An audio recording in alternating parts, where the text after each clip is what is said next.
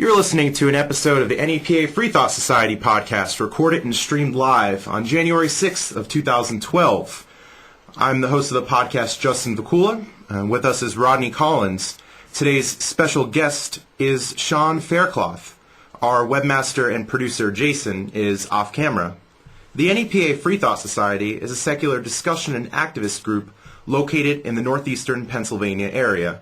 The group is intended to be a coalition of non-believers, comprised of atheists, secular humanists, skeptics, agnostics, predicated on support and community.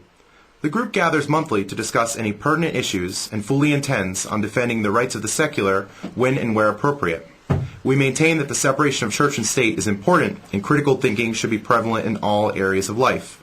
More information about the NEPA Freethought Society, including upcoming meetings, special guest speaker appearances, and much more can be found at nepafreethought.org. Our podcast is available for free on the iTunes Store and through nepafreethought.org. You can also subscribe through our RSS feed on our website. Our live stream page, including a schedule of upcoming episodes, archive videos, and live streaming videos, can be found at nepafreethought.org/news/live stream. I'm Justin Vacula, host of this podcast. I'm the co-organizer, spokesperson, and a board member of the NEPA Freethought Society. I write for American Atheists' No God blog, Examiner.com as a Scranton Atheism Examiner, and my own website/blog at justinvacula.com. I recently graduated from King's College in Pennsylvania with degrees in philosophy and psychology with a minor in professional writing. I'm Rodney Collins, and I'm the founder and board chairman of the NEPA Freethought Society. I'm also active in local church-state separation issues. Our special guest today is Sean Faircloth. Sean is the former executive director of the Secular Coalition for America and the current director of strategy and policy for the Richard Dawkins Foundation for Reason and Science. Sean has authored a book titled Attack of the Theocrats, How the Religious Right Harms Us All and What We Can Do About It, detailing a vision of a secular America, a comprehensive strategy to resecularize America, the harm of religious fundamentalism in law, and much more. Thanks for being on our show today. It's a pleasure to have you on. Great to be here. Can you tell us your motivation behind writing your new book? There were so many brilliant books written by, of course, Richard Dawkins and Christopher Hitchens, Daniel Dennett, Sam Harris, many others. I greatly enjoyed Susan Jacoby's book, Free Thinkers, Jennifer Michael Hecht's book, Doubt. There's been a wide variety of excellent books, many of which have addressed the issue of, in a sense, whether or not to be religious or the history of the reasons behind that viewpoint. The Attack of the Theocrats is bringing up something that I think a lot of secular people and a lot of even liberal religious people are not aware of. And that is the degree to which the religious right has already been successful in changing American law. I think there's sort of a perception that, there's this so-called war on Christmas, there's this battle about whether there's going to be a crash in a town square, and that gets some media attention. But what gets less media attention is the wide variety of ways that regular everyday citizens are harmed by religious privileging in law. So my book illustrates many different ways that occurs, and then sets forth a plan to do something about it. In other words, if I were to summarize it, it's kind of that the four horsemen are right, now what? And this book is about now what. So do you want to tell us about the Fundamentalist 50 that you mentioned in your book? Yes, and I could have written the Fundamentalist 100.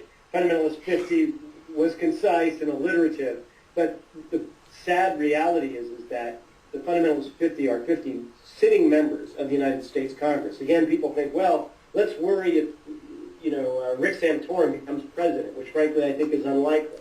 No, I think the worry is that Rick Santorum was a senator already and was successful in advocating for his point of view already.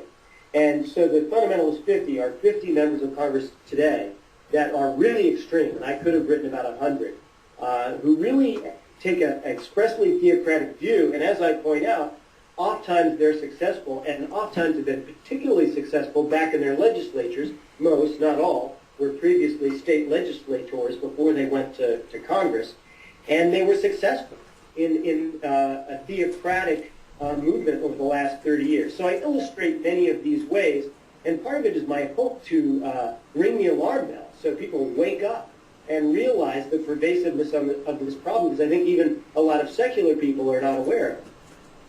Right. We often hear from some secular people, what's the harm, and why should we really care about these issues? And today, of course, we're broadcasting out of Pennsylvania. So can you tell us some of the harm that's come from some persons who have been active in Pennsylvania? Well, yes. Joe Pitts comes to mind right away, Congressman Joe Pitts from Pennsylvania. A lot of times people think, well, it's just people from Mississippi or something, and that's not the case. I know with the old story with Pennsylvania's Alabama with Pittsburgh and Philadelphia on either side. Well, in the case of Joe Pitts, he really has done very harmful things. He advocated against the Clinton administration program, which was providing scientifically based sex education and condoms to some of the most desperate parts of the developing world. Joe Pitts, particularly in Uganda, worked very hard against that, and unfortunately he was successful.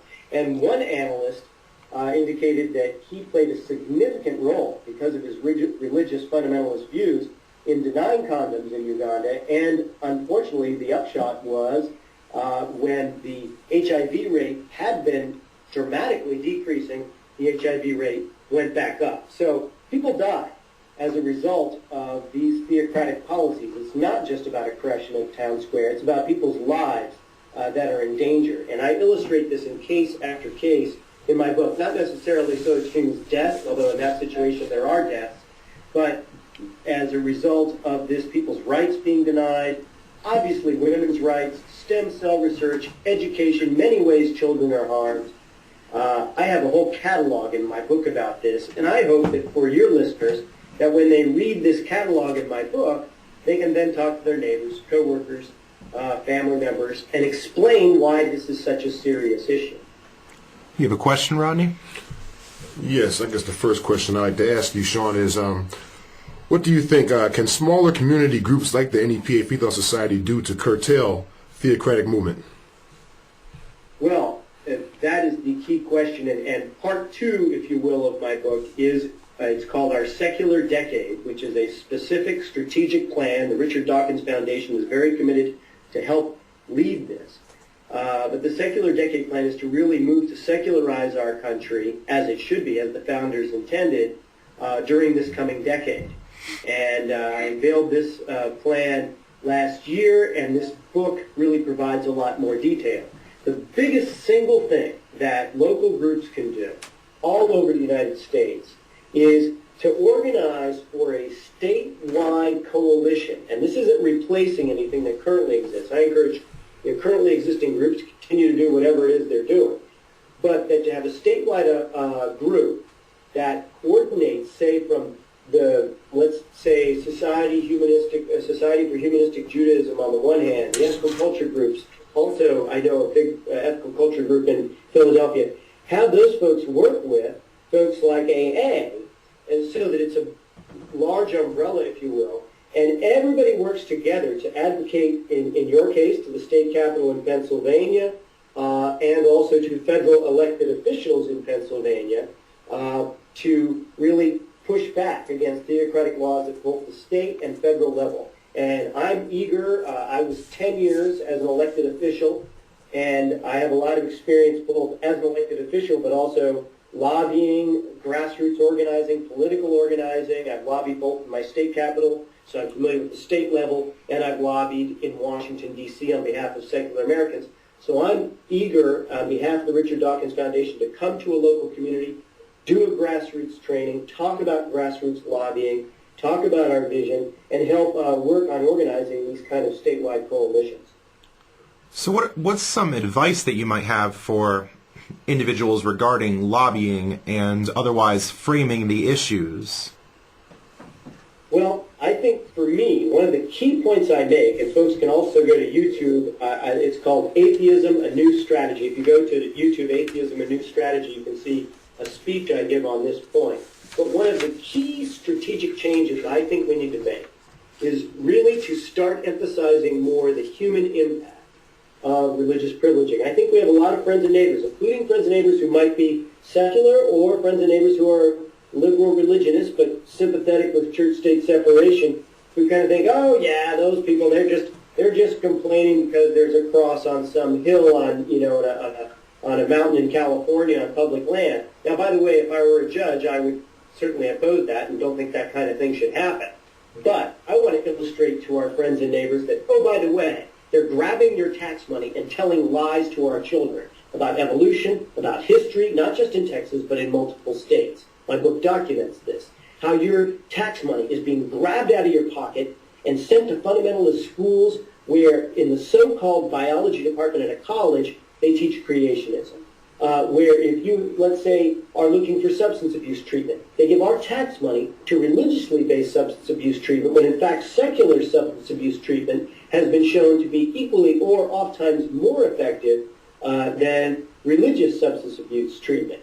It goes on and on. But one of the ones that most outrages me is the tax code, not just, the religions are tax exempt, but beyond that, the so-called parsonage exemption, where you have mega ministers raking in the cash, getting their entire mortgage exempted from taxation, from their income tax, dramatic boon, money yanked out of your pocket, your neighbor's pocket. And I think most religious people, when they think about paying for some of these mega ministers' houses, they're going to find that offensive. And so let's talk about the pocketbook issues, and I often raise the children that are harmed by religious privileging in law. Let's get down to some gut-level human impact issues. So that's a new strategy that I'm laying out in that book, that speech, Atheism, A New Strategy, and I talk about it in my book as well.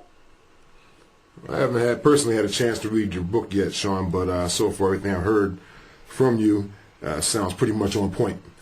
It seems to me that the more the people get educated on what's going on, the better shot we have at doing something about this. Exactly, and becoming a political force. I mean, that's the thing. I've lobbied for 4 or 5 years in total at state and federal level, and served 10 years as an elected official myself. And I can tell you the religious right, even in my home state of Maine, I'm in D.C. now, but in my home state of Maine, the religious right was there. Think how much more challenging it is for people who live in Mississippi or Alabama, but they were active in the Northeast. And my point is, in 10 years as an elected official, I never once, not one time, did someone come up to me and say, hey, I really like your support. I happen to be a secular American or a humanist or atheist, whatever term they want to use. None of those terms did anyone identify themselves and ask for my support on a public issue. Meanwhile, the religious right is there in every single state of the union. We need to organize, get active, and know what we're talking about, and that's what I'm here to help, and that's what the book is here to help do. Okay. So, recently you wrote about the Iowa caucus on the Friendly Atheist blog. Can you talk a little bit about that, particularly Rick Santorum's recent surge in the polls? Right. Well, the searcher behind Rick Santorum, yes. I guess for me, if I were to be blunt about the political prospects, I think he's unlikely to win. My analysis is that, of course, if he were to ever be victorious, he would be a disaster for this country. He is bordering on the dark ages in a lot of his political viewpoints. So is Ron Paul, by the way. If you look at his record, we have a lot of folks, including a lot of secular people. I saw them in Iowa saying they were supporting Ron Paul. Well, apparently they hadn't read his record, where Ron Paul said it would be okay, talk about your top-down big government approach. Ron Paul said it would be okay for a state to make illegal contraceptives. I want all your listeners to think about whether they'd like, Big Brother to come and take their contraceptives away from them, because Ron Paul says it's okay for the state of Connecticut or the state of Pennsylvania to do that. I think that's a pretty lousy idea. But getting back to what I think is more long-term, looking at Des Moines, the reality is Romney has the cash, and I'm going to be speaking and writing more about him because I think he's gotten a free ride in terms of some of his religious attitudes, because frankly, when you got people who look so bizarrely out to lunch, he looks moderate by contrast. But I think if you saw him in any other field of competitors, you'd see how extreme he really is, including on a range of religious issues. But more than that, what I want to emphasize is, let's assume, for the sake of this discussion, that Barack Obama is reelected. One, I'm disappointed in him. He promised to stop proselytizing and discrimination in faith-based initiatives, and he has not kept his promise, so I'm disappointed. Obviously, he's better than these others in terms of church-state separation, but still, he hasn't been as forthright as Kennedy was or as forthright as Madison was on our side of the issues. So that's disappointing. But the bigger issue for us is we need to build this grassroots base. We need to have people like you and your listeners say, I might run for city council or for school board or for the legislature and work our way up. To their credit, that's what the religious right did 30, 40 years ago, and that's what I want to help organize now. I want to sort of out Ralph Reed for our movement. Would you like to talk a little bit about Barry Goldwater? He was an interesting individual because he was known as the stalwart conservative, and now, well, it seems that he wouldn't get elected if he were in the Republican Party. One of the parts of my book that I think a lot of your listeners will most enjoy is that each chapter begins with a quote from two famous people. And it juxtaposes people who are on our side on church-state separation and then people who are on the theocratic side.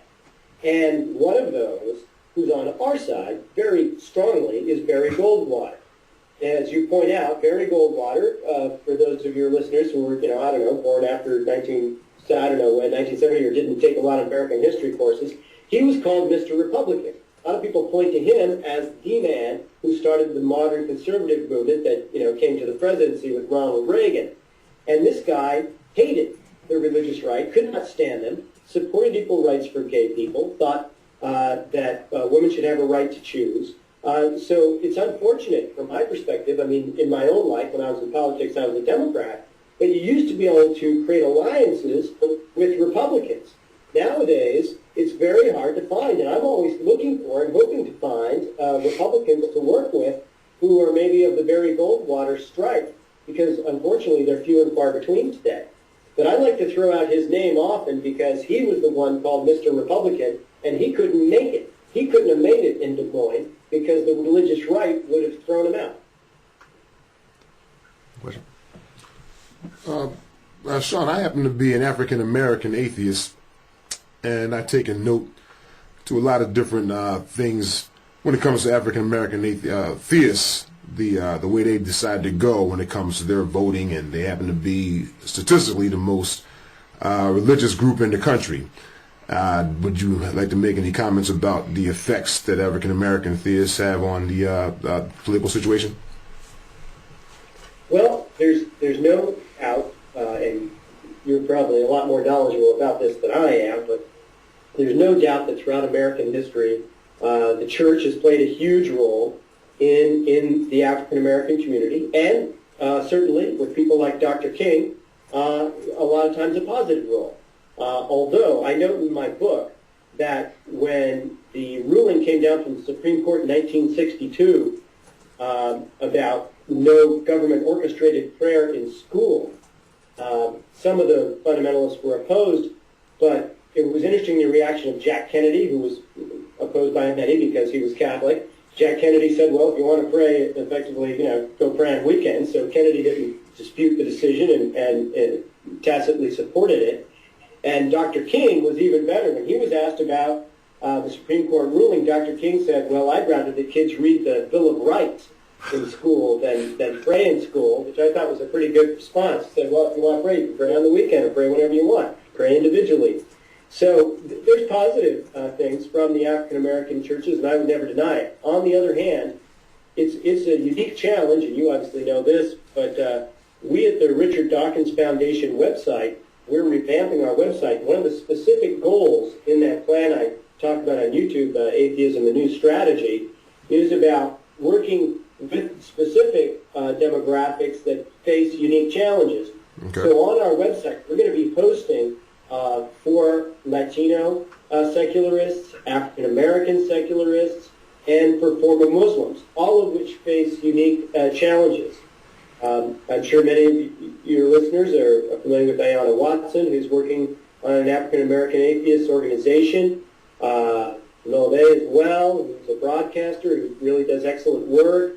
They're real leaders in this, and I'm eager to work with them and with you and with many others so that we can really broaden the community. Because it is a challenge. I organized a summit, a secular strategic summit last year, and I really made an extra effort to make sure we had more gender equity, but also more representation from people of color.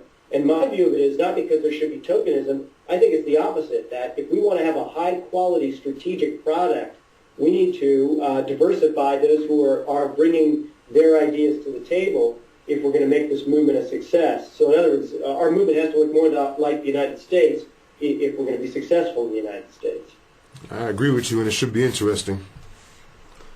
And one particular... go on. I would like to you on that, because that's really key in my mind, because I have seen a lot of meetings where you go, well, this meeting's pretty white, pretty male, older, this sort of thing. And we need to really, nothing against those folks. I say there's lots of good, smart old white guys, and good for them. Mm-hmm. But let's bring in more people, and all you'll get is an improved quality of strategy.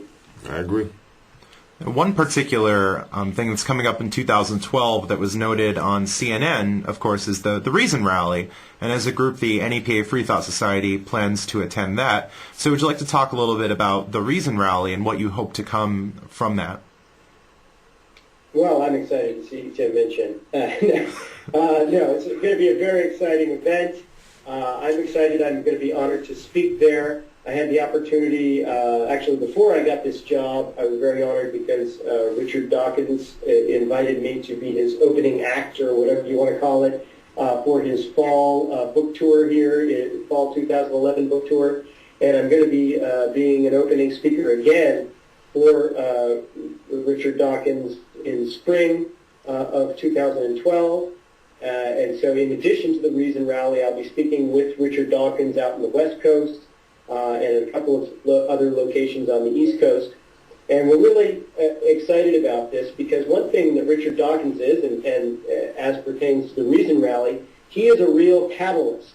I was honored to speak at Eastern Kentucky University, which someone has the Bible Belt. It's not even, the big city of Kentucky. It's off to the side from that. And I'll tell you what, we had 2,300 people show up. And they sure didn't come to hear me. They came to see Richard Dawkins. But the exciting thing about it was not only how glad they were to see Richard Dawkins, but how glad they were to see each other. Because they have all these different free thought groups that had not heard of each other within Kentucky and bordering states from Kentucky. And they all showed up and were shaking hands, getting to know each other. So Richard Dawkins can serve as a real catalyst. Obviously, his presence at the Reason Rally is going to be a big draw, as obviously will Tim mention. So I'm very excited and very honored to be a speaker at that event. Well, we look forward to hearing you speak. Yeah, well, to me, I think it's going to be a historic moment because I imagine with the kind of drawing cards that are there, you'll really have the first time of a real critical mass of people showing up in one place. And so that, to me, as a 10-year politician, what I'm thinking of is numbers of people. I always say politicians, when they listen to either numbers of people or numbers of dollars. And frankly, in our movement, we haven't really brought either of those to the table in significant measure. And I think this rally and Richard Dawkins continually returning to the United States really bodes well for this movement as the 2,300 people in Eastern Kentucky University is an indication.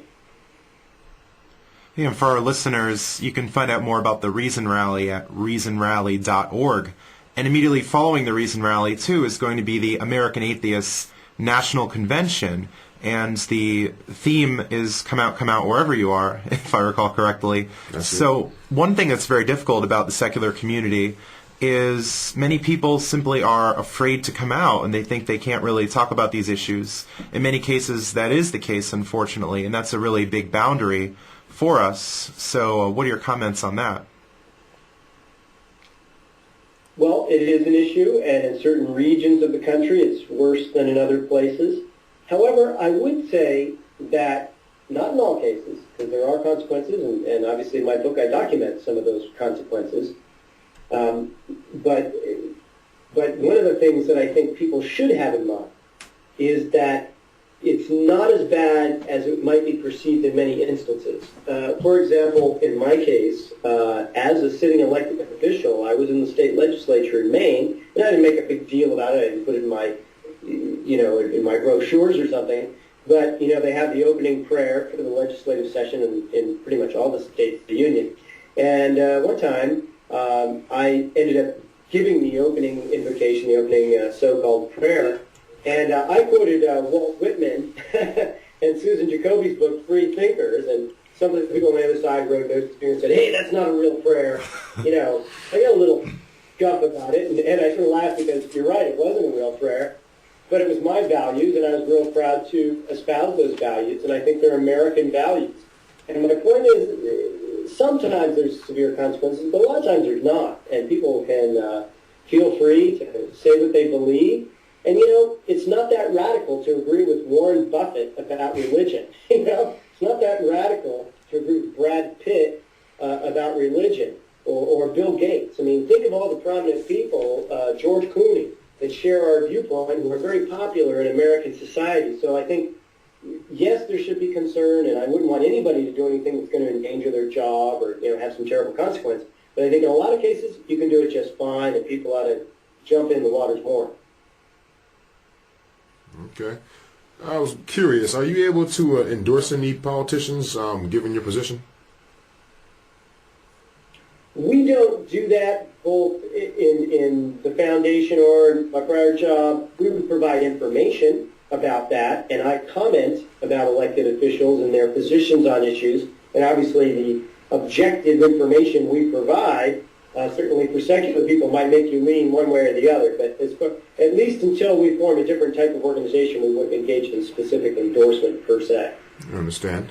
So what are the changes that you've experienced transitioning from the Secular Coalition for America to the Richard Dawkins Foundation, and how has that shift been for you?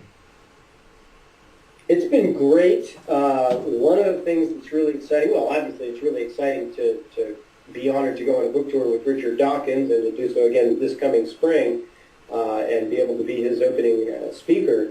But strategically, it's great to work with Dr. Elizabeth Cornwell, our executive director. With the Richard Dawkins Foundation, she takes an entrepreneurial approach. She used to work in Silicon Valley, and we really are placed well to be really an opportunity organization. We're going to be unveiling a new website soon, and one of our taglines is going to be innovating for a secular world. And you can do that partly because of the great resource, which is you, in a sense. There's about 1 million hits a month at richarddawkins.net. I encourage your listeners to go to richarddawkins.net.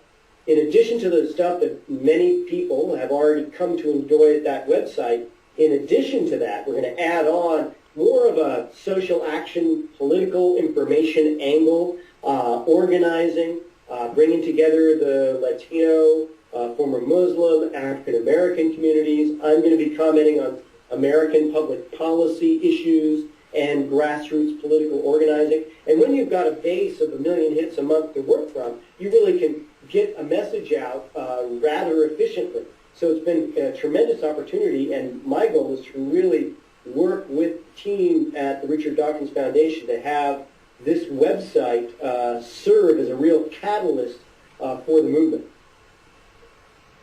Well, it seems to me like you guys are making a lot of headway so far, and it looks like you guys are going to be doing some bigger and better things in the near future. I'm appreciative of everything you guys are doing.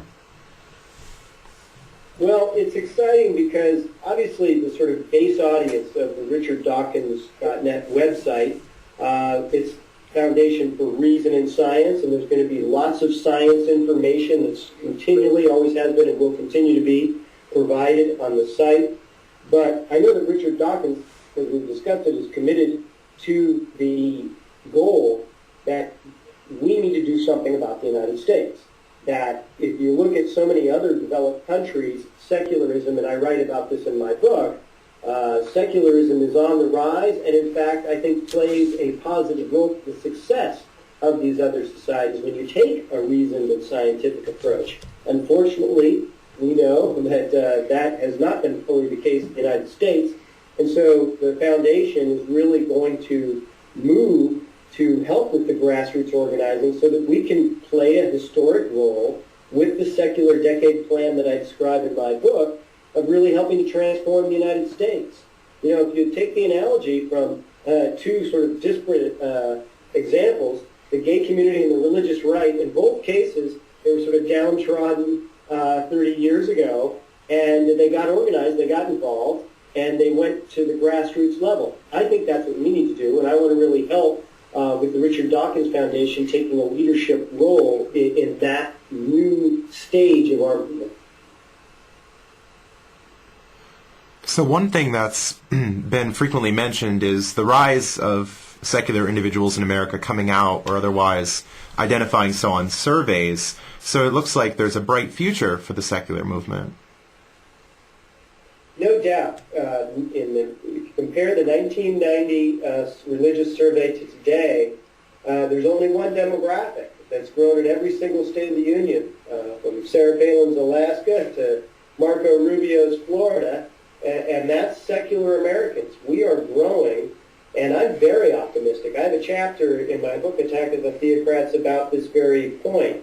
I don't think we should get overconfident because we haven't done the organizing that we need to do. But in terms of sheer demographics, sheer numbers, we're doing very well. And in truth, despite their strength, which I saw again with my visit to Iowa the other day before the caucus, the political organizing strength of the religious right is as strong as it's ever been. However, they've stagnated in terms of their numbers. There's an excellent book I read recently about the demographics of this, and from about 1990, they haven't really been growing. They've been holding their own, and the other religious groups, sort of more mainstream, moderate religious groups, they've actually tended to decrease, and the religious right is kind of held static. But we have grown, and so we have the trends on our side. It's a question of organizing the demographic that's right there for us. I guess in an organization like the NEPA Freethought Society, when it comes to politics, should be educating our local people more about what they need to do and where they need to go and do it at. Well, I would really hope that your organization and others of your listeners would say, hey, let's look at this book as a toolkit. That's what I wrote Attack of the Theocrats for. It's a short book. It's, I hope, an accessible read, and it's about you. It's about what you do. Because I'm assuming if you read this book, and I don't write it to be hostile per se to religious people, I'm hoping a lot of liberal religious people could read it and say, wow, that's awful. There are children who died because of religious privileging and law. There's really serious stuff in the book.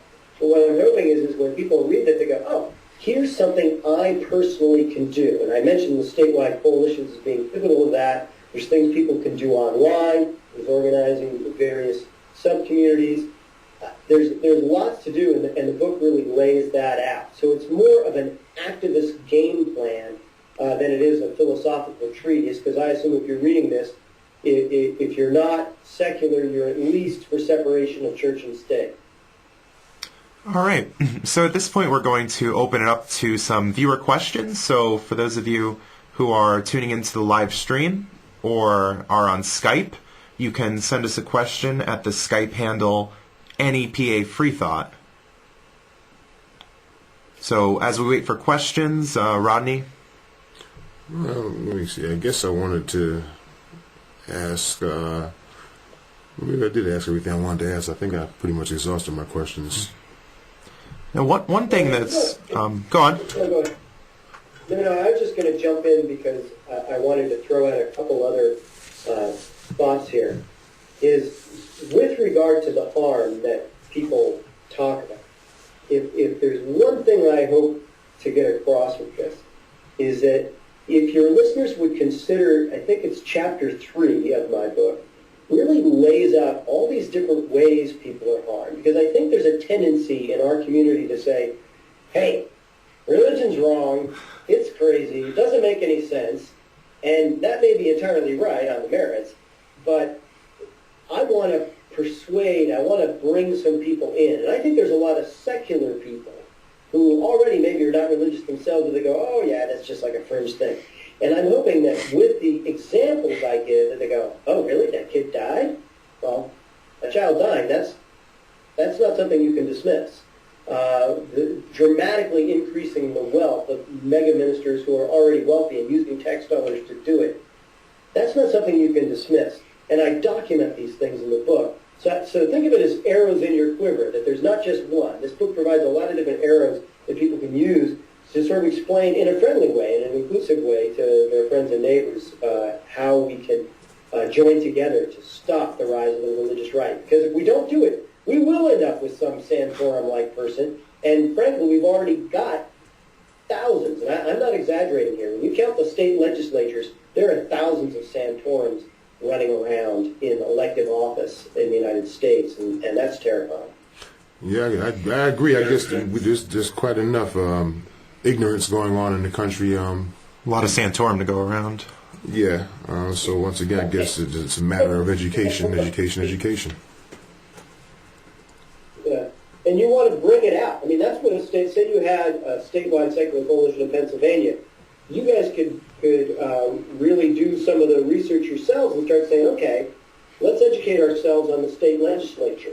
Because you get some really extreme people. I know it happened in my legislature, and it's even more so sometimes, depending on what region you're in. And I think that that kind of organization and investigation will really shock people, sometimes shock people into saying, yes, let's take action. Some of our members are heavily into politics. I guess that's pretty much like a hobby to them. So that sometimes they will come to a meet and advise us on certain things or give us their opinion on certain things, I guess. And it's usually educational once again when it comes to these types of things. Right. One area that seems to be often ignored is the military. And a lot of people don't think that there's a lot of religious privileging in the military. So would you like to talk about that? Yeah, I write about this in my book. It's really unfortunate. My father served in the United States military, and in that era, there really wasn't an issue. It's sad to think we've stepped backwards.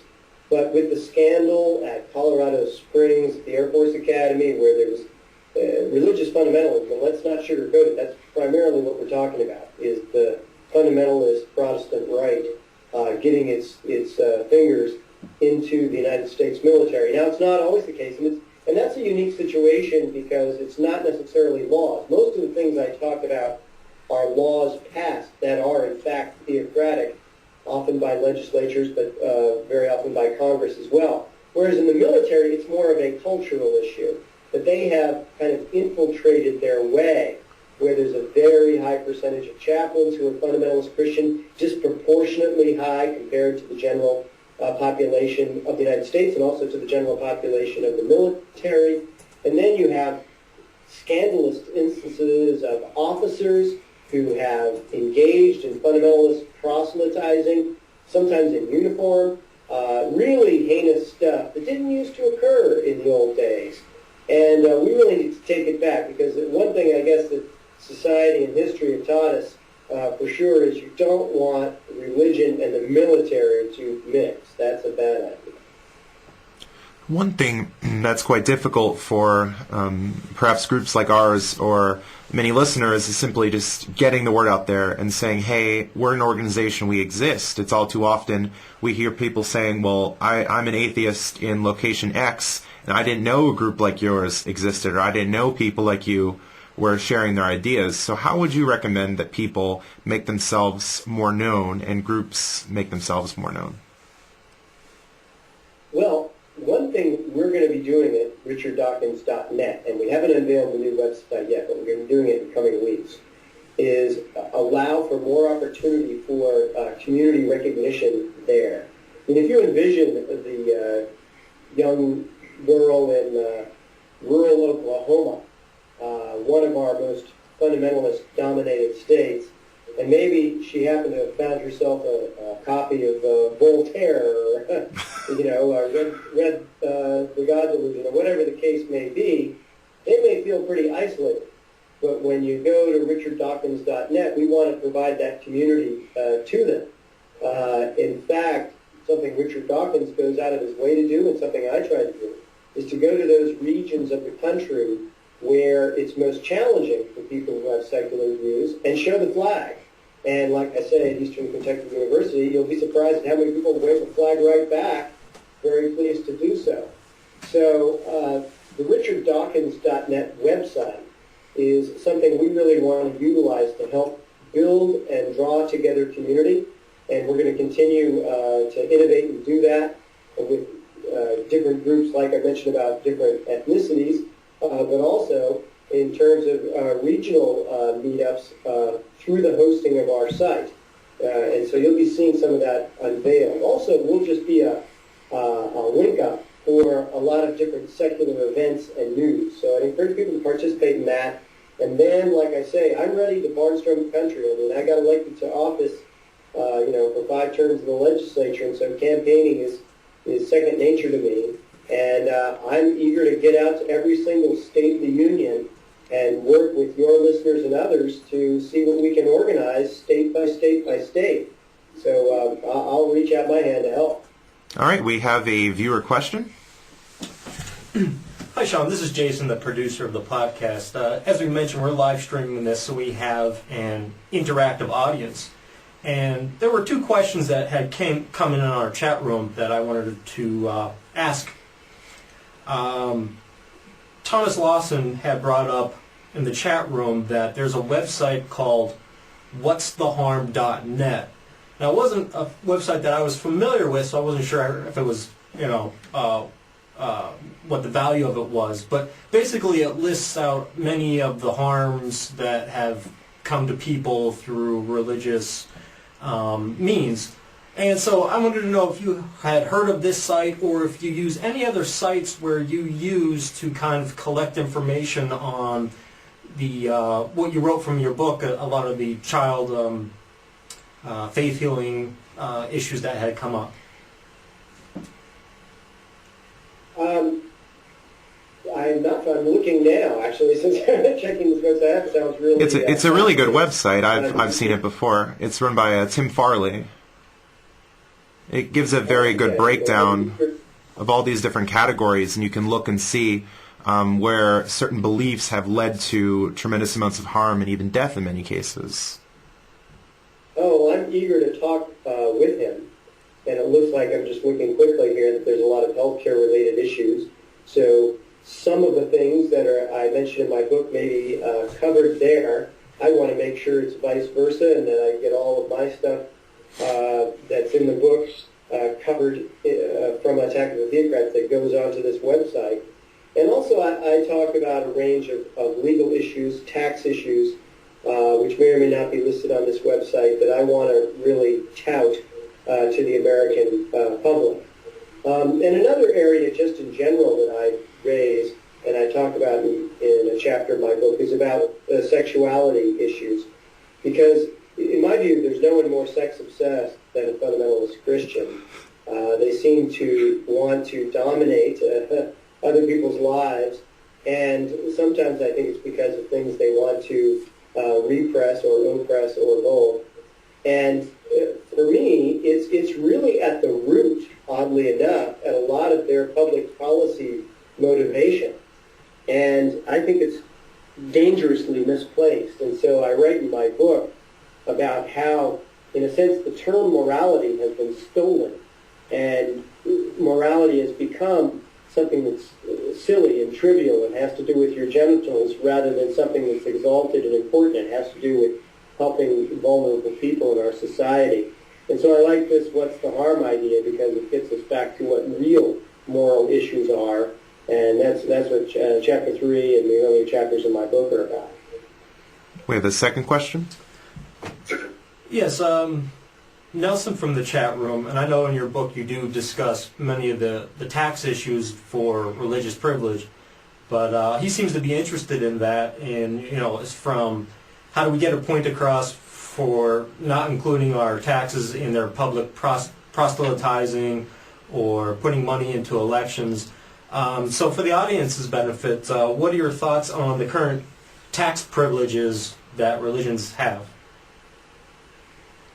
Well, I start with the premise that I agree with Ulysses Grant, who was against tax privileging of religion in general. Interesting that this stalwart of Republican history opposed tax breaks for religion, but there you have it, and I think he was right. I'll be direct that I don't think that's going to change tomorrow. Not with the makeup of the Congress the way it is, and not for some time. We need to build a movement to achieve that. But what I think we can do in the more immediate term is bring out some of the distinctive tax issues that a lot of times are not as popularly known. For example, I mentioned the issue of the parsonage exemption, but let me just go into a little more detail here. It basically exempts, under the IRS code, the amount of a pastor's income, of a clergy's income, that would be attributable to their mortgage. Wouldn't you love to have that? And there's no cap. So if you have a mansion, and in many of the mega minister cases there is no exaggeration, they have mansions, the amount that's corresponding to their mortgage payment, they are exempted, it's exempted from income. It's not counted as income for IRS purposes. Huge benefit.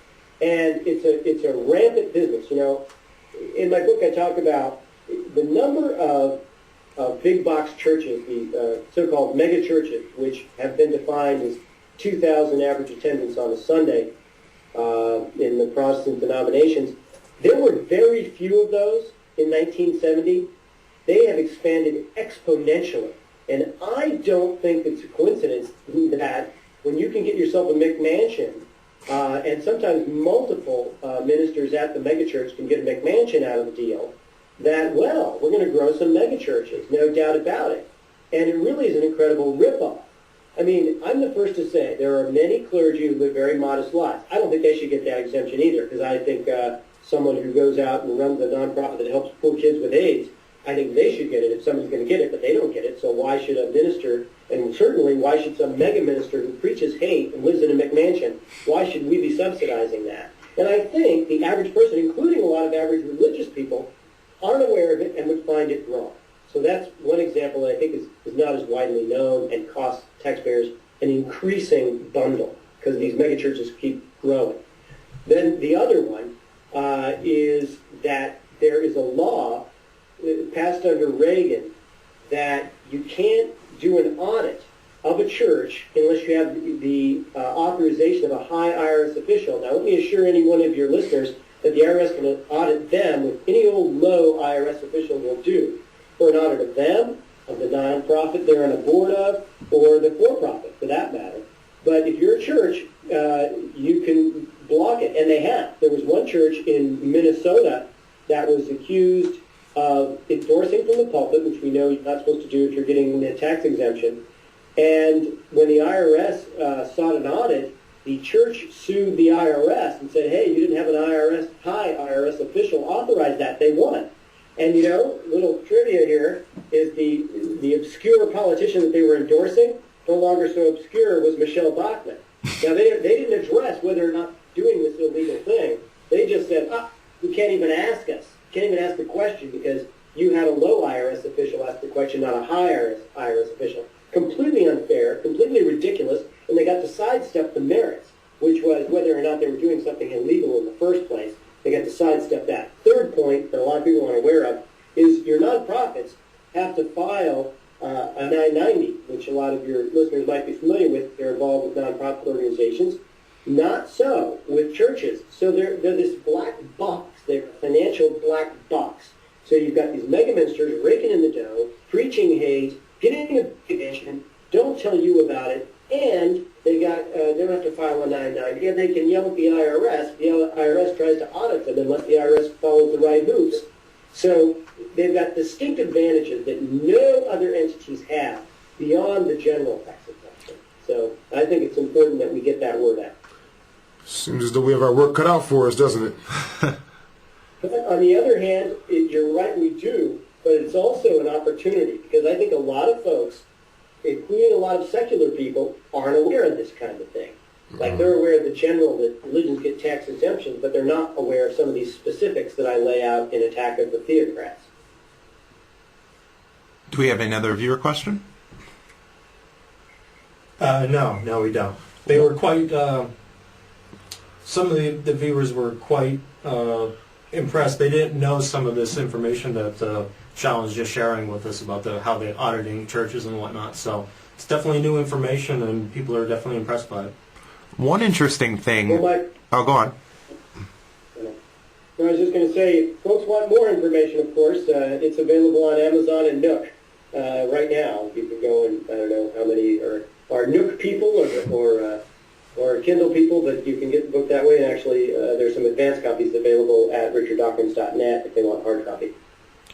One interesting thing recently was Michelle Bachmann's bowing out of the campaign, and she called for a miracle that was going to happen in Iowa, and she initially said, if I recall correctly, that it was God's plan that she run for president. So what are your comments on that? Well, we know that God asked Rick Santorum to run for Senate. Apparently God changed his mind in the next Senate race, right? The absurdity of these people saying this is really, I think, offensive. I think it's offensive to children who end up with terrible diseases. How self-centered does someone have to be to think that God is talking about them and their political campaign, or whether they get a touchdown, how ludicrous is that, when their people suffer throughout the entire world?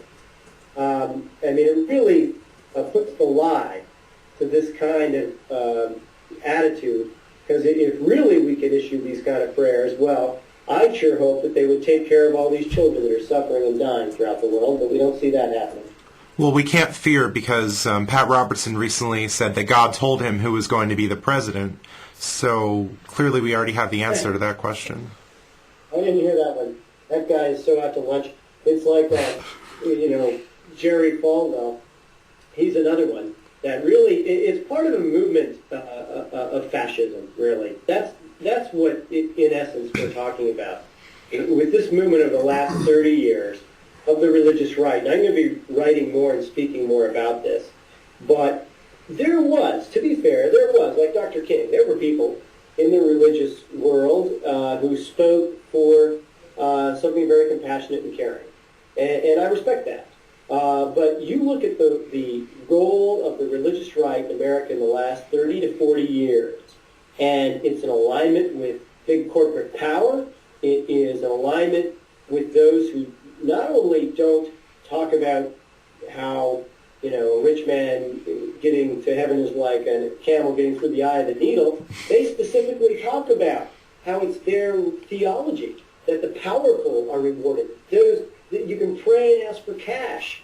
This is a fascinating and dangerous change in this country, and a powerful change. And so I hope that even liberal religious people would wake up and get to know what's really happening and be willing to do something about it, and that we secular people are onto something here. I think it's amazing how a lot of these politicians will claim to be true Americans while simultaneously doing as much harm to the country as they can because of their belief systems. When I was in Des Moines, everybody views him as the so-called modern one. We saw Rodney. I watched him live going on and on about how we will be one nation under God, and continually hammering at that perspective. And I think he's in some ways more dangerous because he's got a shot. Well, the Thanksgiving Family Forums seem to be a one-upping of Christianity around the table, and we heard claims of how the civil law should be right with the higher law, of course, God's law. Right. Santorum said words akin to that, and let's not forget Newt Gingrich. He may come roaring back, in one of his debate performances. I forget who it said that Newt Gingrich is what a dumb person thinks a smart person is like. But he impresses some people. And so I wouldn't count Newt Gingrich out of it. And when he was at that Thanksgiving forum, he really went to town as well, calling for positions that would really tear down our form of government for theocracy. I mean, he basically said you would be able to deny courts the ability to protect the right to privacy, the right to choose. I mean, these are hard-fought individual rights.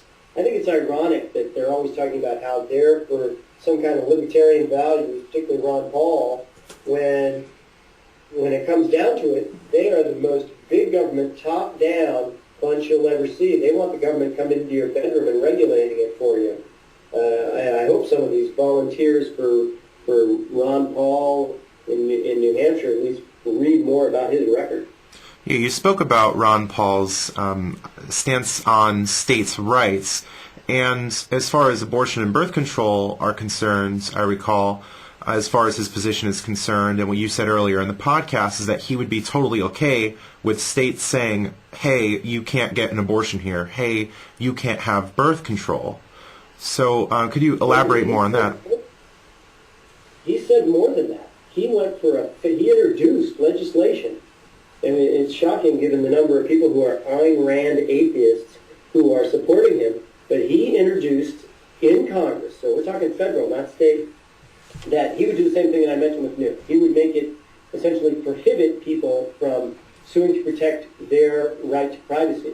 The right to privacy was created in 1965, and there were conservative Supreme Court justices who supported that. It wasn't particularly controversial at the time, and he's going to Ron Paul would pass a law to prohibit an individual from arguing in court to protect their right, including control of their own body, and including potentially so far certain forms of contraception, with a top-down big government federal mandate. So the exact opposite of what Ron Paul says he stands for. And pretty much the other candidates have started to fall in line. Maybe not, I don't think Romney's gone that far, but he's gone in that direction. And he's said that, he will oppose a woman's right to choose, for example. He went and opposed stem cell research, which is some of the most promising stuff to save people's lives. So Romney is no walk in the park on these issues either. Okay, we have another viewer question. Yes, this is Thomas Lawson from our interactive audience. He wanted to know, is there any non-secular group showing interest in your secular decade plan, like, for example, the LGBT group? Well, what we wanted to see is a secular LGBT group. The secular decade plan, I will say, I crafted that plan with the specific idea that it would be organizing secular people. And that doesn't mean any hostility to religious people. I'm sure there's lots of religious people who agree with us, and I'm happy to work with them. But it was to really organize this community politically. And I mean, we might get to a point of endorsing, and in fact I discussed in the book in endorsing candidates for office, but I mean organizing us as a political movement, as gay people did in the past, and as the religious right did in the past. So that providing that organization. Because I want us to be at the table, if you will, in policy debates. Then, once we have built the kind of infrastructure to be at the table, then absolutely, I say we reach out and build alliances. I lobbied in Washington with the Interfaith Alliance, which is a liberal religious organization. Happy to work with them, but they're religious, and that's fine. So what we're talking about is our umbrella working together, our team working together, and not have so many different, have these different groups, but have them coordinated when it comes to public policy. You have anything else, Rodney? No, I think that's about it for me. All right. Well, thank you so much for agreeing to be a guest today, and thanks for coming on the show. Yes, thank you. Thank you very much, Sean. And say hello at richarddawkins.net and check out the information we have there. I'm definitely going to do that. I promise you I'm going to get around to reading your book as well. Can you announce where people can find your book again? Sure. It's on Amazon. It's on Nook, if people, Barnes and Noble, and also you can get it at the richarddawkins.net website. You can get yourself a hard copy.